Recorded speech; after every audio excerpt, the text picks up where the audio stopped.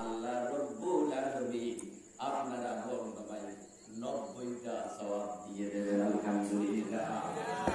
সওয়াব কয়টা? কেন 90টা পাবেন?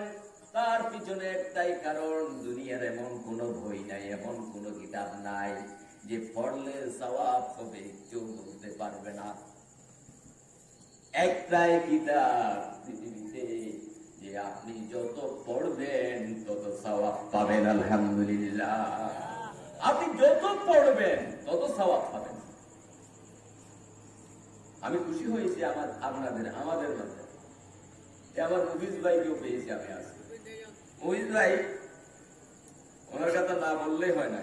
উনি আমার ক্লাসমেট, কক্সবাজার হাসিমে পড়ালেখা করার সময় আমরা একসাথেই পড়ালেখা করি। মুফিজ ভাই তো ওসমান ভাই বললো আমাদের এখানে, মুফিজ ভাই তো সবসময় এখানে আমাদের।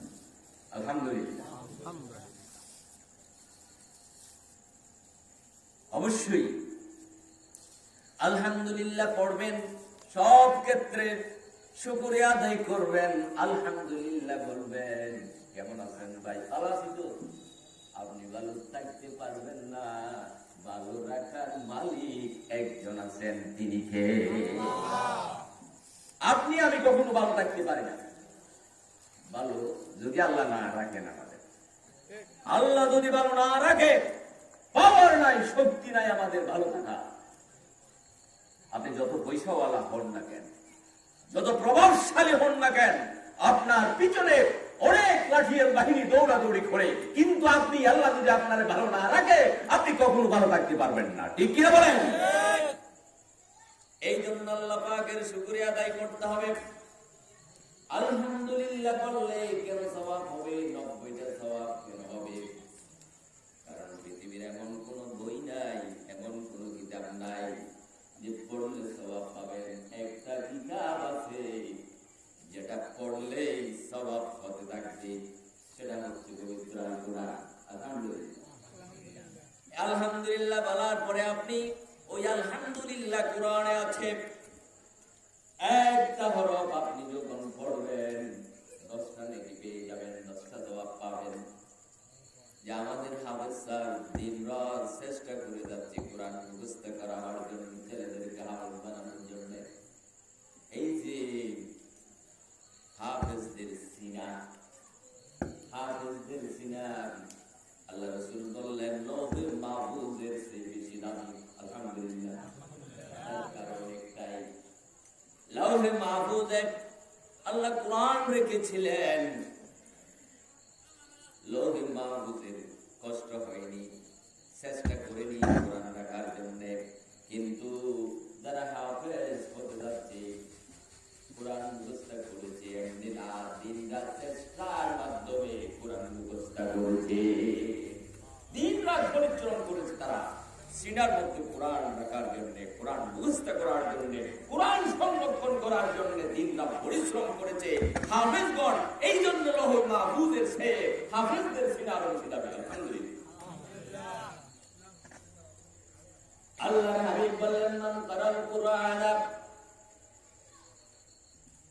ফালাহু বিহি হাসানাত। যখন আপনি কোরআন পড়বেন সওয়াব হবে। কতটুকু সওয়াব? ওয়াল হাসানাতু বিআশরি আমসালিহা। একটা হরফ পড়লেই 10টা সওয়াব পাবেন।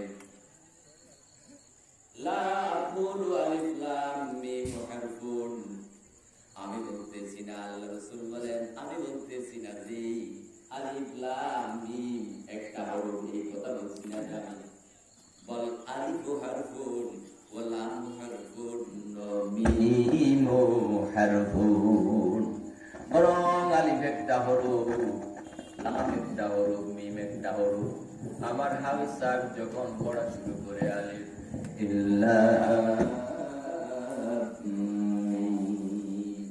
এইভাবে কেউ যদি আলিফ লাম মিম কোরআন পড়তে গিয়ে যখন আমরা বলি, আমরা তেলাওয়াত করি, পড়ি আলিফ লাম মিম বলার সাথে সাথে 3টা হরফ তেলাওয়াত করা হয়েছে, 3 10 30টা সওয়াব পেয়ে যাবে। আলহামদুলিল্লাহ। 30টা সওয়াব আলিফ লাম মিম পড়েছেন। শুধুমাত্র আপনি 30টা সওয়াব আপনার আমলনামায় আপনার উঠে গেছে, আলহামদুলিল্লাহ। কোরআন পড়বেন। আমাদের মধ্যে এমনও কিছু মানুষ আছে কোরআন পড়তে জানে না, যে ছোট্টবেলায় অন্যান্য কাজকর্ম করেছে। আল্লাহ রাসূল বলেন, যদি তুমি কোরআন পড়তে না জানো, যারা পড়তে জানে তাদের পাশে বসে কোরআন শুনতে থাকো। কোরআন শুনো, তুমি সওয়াব পেয়ে যাবে, আলহামদুলিল্লাহ। কোরআন পৃথিবীর সবচাইতে নির্ভেজাল একটা কিতাব, আলহামদুলিল্লাহ। কোরআন এমন একটা কিতাব, কোরআনের আওয়াজ বন্ধ করার জন্য কাফির মুশরিকরা শতবার চেষ্টা করেছে। কোরআনের আলো সমাজ থেকে, গ্রাম থেকে, দেশ থেকে বন্ধ করে দেওয়ার জন্য ফু দিয়ে, ফুৎকার দিয়ে নিভিয়ে দেওয়ার চেষ্টা করেছিল কাফির মুশরিকরা। কিন্তু আল্লাহ রব্বুল আলামিন তা বরদাস্ত করেনি। আল্লাহ পাক এই কোরআনের আলো সারা দুনিয়ায় জ্বালিয়ে দিলেন। ইউরিদুনা লিয়ুতফিউ নূরাল্লাহি বিআফওয়াহিহিম ওয়াল্লাহু মুতিম্মু নূরিহি ওয়ালাউ কারিহাল কাফিরুন। পবিত্র কোরআনের আয়াত। হাজরা পাশেই আছে আমার, একটু এলোমেলো হয়ে গেলে একটু বলে দিবেন। আল্লাহ পাক ঘোষণা করলেন, ইউরিদুনা লিয়ুতফিউ নূরাল্লাহ। কাফির মুশরিকরা চেয়েছিল ফুৎকার দিয়ে এই কোরআনের আলো নিভিয়ে দেওয়ার চেষ্টা করেছিল, ফুৎকার দিয়ে নিভিয়ে দেওয়ার। আল্লাহ পাক এই কোরআনের আলো সারা দুনিয়ায় জ্বালিয়ে দিলেন। বলো কারিহাল কাফিরুন, যদিও কাফির মুশরিকদের এটা অপছন্দ হয়, কাফির মুশরিকরা যদি সইতে না পেরে, তারপরও আল্লাহ পাক সারা দুনিয়ায় কোরআনের আলো জ্বালিয়ে দিলেন, আলহামদুলিল্লাহ। অনেক ষড়যন্ত্র করেছে, কাফির মুশরিকরা পারে নাই, বন্ধ করতে পারে নাই। কোরআনের আলো সারা দুনিয়ায় প্রতিটা ঘরে ঘরে জ্বালিয়ে দিলেন আল্লাহ পাক। এখন আমাদের শুধু ঘরে জ্বালাইলে হবে না, সংসদে জ্বালাইতে হবে, ঠিক, সংসদে জ্বালাইতে হবে কোরআন। কারণ এটা এমন একটা কিতাব, যতই চেষ্টা ইহুদি খ্রিস্টানরা করুক না কেন, ইহুদিরা খ্রিস্টানরা সেই ছিল মুসলমানদের থেকে কোরআনকে আলাদা করে দিতে পারলে পরে তারা দুর্বল হয়ে যাবে, ঠিক না? না, কখনো না। আমরা জীবন দেব, আমরা স্বামী হব, মার খাবো, জীবন দেব, তারপরও কোরআন থেকে আমরা আলাদা হব না। কোরআন পৃথিবীর সেরা একটা কিতাব। আল্লাহ রাব্বুল আলামিন ঘোষণা করেন, নাহনু নাযালনা যিকরা ওয়া ইন্না লাহু লাহাফিজুন। কোরআন নাযিল করেছি আমি, এই কোরআন সংরক্ষণকারীও আমি, আলহামদুলিল্লাহ।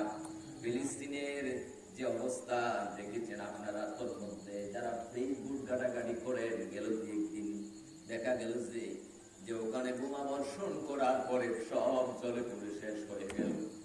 এক ব্যক্তি গিয়ে, একজন সাংবাদিক গিয়ে একটা কোরআন হাতে নিল, তার চতুর্দিকে কাবার পুড়ে গেছে। ওটা খোলার পরে দেখা যায় কোরআন একেবারেই সংরক্ষণ করেছেন কে? আল্লাহ। এই হলো কোরআন, আল কোরআন।